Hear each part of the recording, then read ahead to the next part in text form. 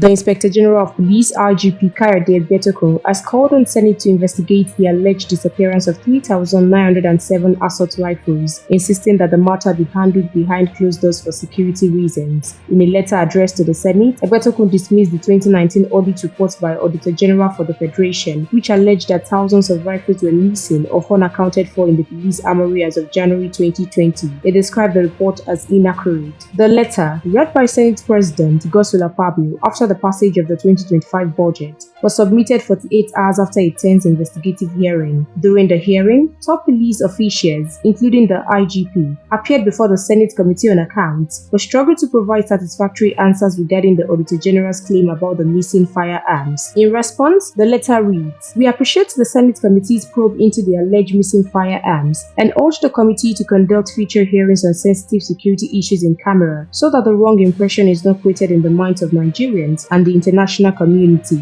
The IGP also urged lawmakers to grant additional time for the police to carry out internal investigations into the matter. Responding to the audit report on Thursday, the first spokesman, Olumuyiwa Adejobi, told journalists in Abuja that significant efforts had been made to account for the missing firearms, with many already recovered and returned to the police armory.